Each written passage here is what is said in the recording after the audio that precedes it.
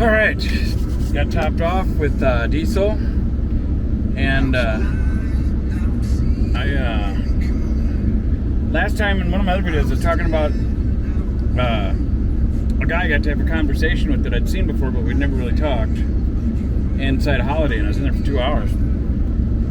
Well, he referred me because I told him I'd been to all these jobs and applied and had interviews and stuff. So he had, one of the job leads he told me to check out was TCT, which is Twin Cities Transportation. And after dieseling up here, I come out and there was the TCT vehicle here. So I waited, and when the lady came out, she was a really nice lady named Barb. And I asked her, I said, by chance, are they looking for more, or is TCT looking for more drivers? She said, oh yes, they're always looking for drivers. And so I said, well, I said, do you got a card or something, or should I try to just look them up online? Which I'd already kind of looked them up online. I saw it, and I got them saved on my thing here, but I haven't applied to them yet. And because I like interacting with people, because I'm old school and said all the digital stuff, I'm glad I did, because when I asked her if I should look at them online, she says no. She says, because I actually get a referral. So she did give me a business card, wrote down her name on it, and I put that on the table back there. And then I gave her my name, so that way in a couple weeks she can check up with them in case they hire me. And I guess they have you take the vehicle home, because I asked her if they needed drivers in this area, and she said they have you take a vehicle home with you, and you have it at home with you, and you just run from there. They could try to send you within 30 miles of where you're at or whatever. And so she said well, they transport disabled kids and stuff, and I said that's okay, that wouldn't bother me at all. My sister Stephanie, who passed away at 26, she was a paraplegic, so I got some experience, and I've got and then being at Courage Center where she had to learn to rehab, I got to be around all kinds of other people, got along with them all fine. So maybe that'll be a job I could get for a while anyway, because I was telling her how I'm not exactly a spring chicken anymore, and I used to work at this foundry. I said, but getting older, and I'm starting to feel like my knees and my hips and stuff. And she said, yeah, a lot of the drivers are, my age or older, whatever, they're up there a little bit, and a lot of them are do that. And I said, well, yeah, that's what I started thinking, that maybe if I could find a decent driving job that I could, it wouldn't be so hard on my body. So we'll see. But I told her my situation after she gave me the card, and I said, well, and she told me that you bring the vehicle, they have you bring the vehicle home. I said, well, I pointed at my campus. Well, that's my house. I said, right now my mailing address is at the government building, the library there.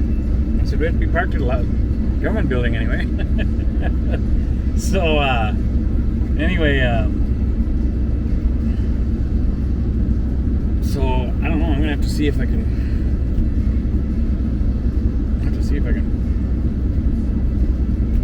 Figure out, maybe if somebody from church or something, or maybe one of my friends here in Forest Lake. I'm trying to think of who else I know that has land or something that has room.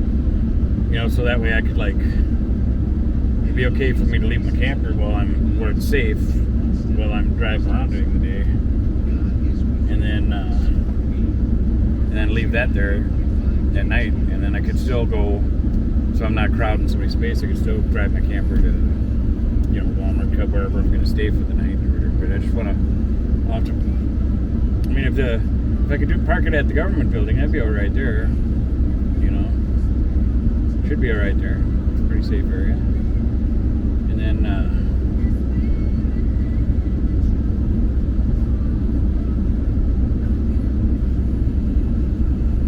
I'll have to figure it out, but maybe I can make it work.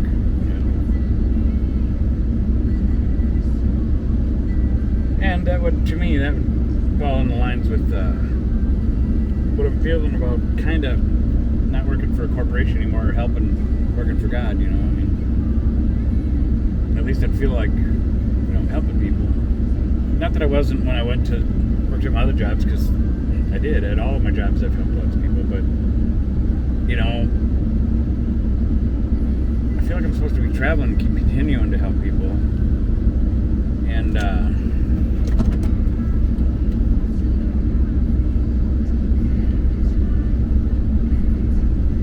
you know, if I stay at one job or something, or if I've had a regular job, you know, you can only help those people, and then that's it. You're kind of limited, you know. And I feel like God wants me to really be able to be free to roam and find these people, because I think He's going to send me to people. You know, that's why I feel like I want to get home based, set up here in the lakes area here, and then after I get my home base set, then I want to start doing a little bit of traveling just close by while I'm getting more established in the area, and do some little traveling, things I want to see, and I know God will guide me to people along the way. I just know He will. It always happens everywhere I go. You know, it seems like I'm always meeting people I'm supposed to meet. And I like it. I do. I enjoy it. And I enjoy helping people. I enjoy the value we both get out of each other's company in the time of getting to know each other.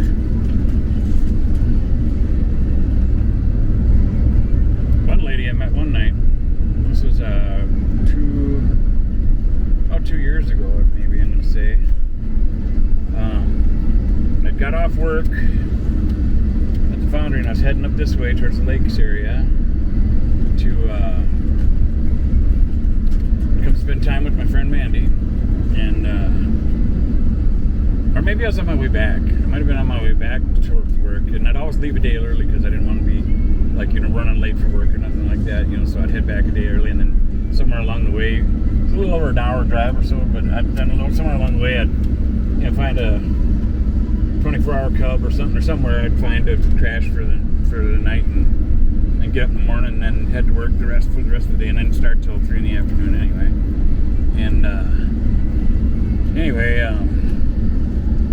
so I stopped at Mystic Lake Casino to play pennies, and met this lady. I had a selfie with me and her too. I'll have to put that on one of the videos. And gosh, I can't remember her name now. It's been quite a while.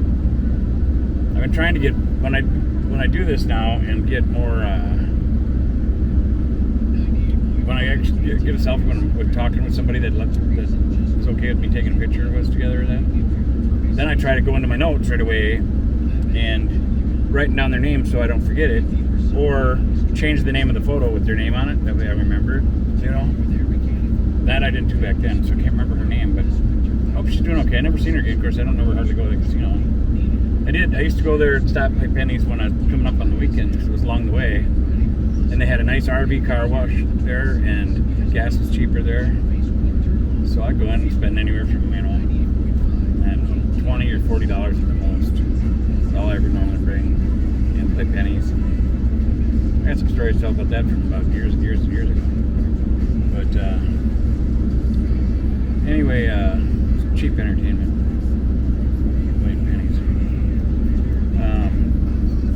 Anyway, so I talked to her for like 7 hours, and she had a surgery coming up, and we just talked about all kinds of different things, God and everything. And she asked me, you know, I said some prayers that her surgery would go better and everything. And you know, it was just another person I met, you know. And one lady that God told me I was going to go meet. I didn't know who I was going to meet. I just knew I was going to go meet her. And her name was Deb, and I got a picture of her, and I will tell that story maybe in a different video or something, so I don't get that one. I will have to kind of plan out a little bit, so that way I can squeeze that photo into that. Well, maybe I wouldn't have to. Maybe I could just squeeze it. Maybe I can squeeze it in this one. But yeah, anyway, because this stuff has been happening so frequently, and I really felt like God was telling me I had to go meet somebody. So to my family and friends on Facebook, I posted ahead of time that God was sending me to go meet somebody else again, and I didn't know who. I said, but here's to another amazing experience, you know. So I said it ahead of time, knowing that, or feeling that I'm going there to meet somebody that God wants me to meet. Well, then I met this lady. When I walked up to her, it was really weird, because I looked at her and it was just like, I think this is what I'm supposed to be. She looked at me all different too. And I was like, hello. She's like, hello. sat down next to her, and I can't remember how our conversation started. It was like within the first little bit, I told her that, because I know this might sound kind of different, but I think God sent me to be with you today. And she was just all like, yeah, like she was expecting me or something. It felt like she just knew I was coming or something. And she said, well, that might be because I've died 4 times and been brought back to life. And then I was just like in awe. And I asked her, I said, well, you mean like on the operating table? She said, no, 4 different times, So. And then she started telling me about the different times. I don't remember it all, all the details of everything, because I was really euphoric during that experience. And anyway, so I should turn on this fan while I'm talking, so that way it gets more heat to the back. Is it going? Yes, it is. I'm going to turn it on. There we go. Anyway, so she's telling me about her different life and death experiences, and I don't know, it's just really weird, because maybe it'll all come back to me someday, or some of it will come back to me. Normally my brain is really good at remembering this stuff, but I was so in awe of what was going on, like, because I really felt like I was supposed to meet somebody. Then when I actually met her, and then when she told me that she had died and been brought back to life 4 times, she started telling me all this different stuff. She just started flowing about what she felt and what she seen and what it was like, and I'm just like in this euphoric dreamland, like I couldn't believe this was happening, because normally it like develops differently, the conversation or something. And then somehow one thing I do remember is somehow we talked about Jesus Christ coming back, and I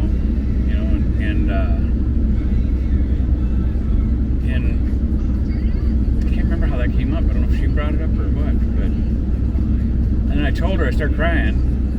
I was like bawling, like, but tears started falling out of my eyes. And I told her, I said, I'm scared. It scares me a little bit. And she just was so gentle, and she says, you don't have to be afraid. There's no reason to be scared of that. And I said, I'm not scared like that. I said, it's sad. I said, I'm scared because I'm being selfish. I said, while I was crying, I said, because I fear that it might be within my lifetime. And I said, and the selfish part of me, even though I'm all about going to heaven and stuff, but the selfish human side of me, there's things on earth that I hope I get to do and see yet. And people that I get to share a little more time with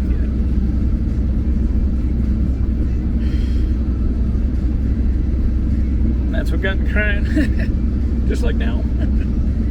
And I said, so, that's the only thing that scares me about it a little bit, is my own selfishness.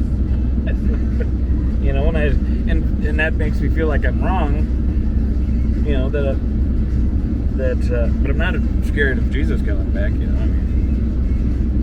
I feel like, because of my relationship with God, I believe that more than likely 99.9% I am going to heaven without a doubt.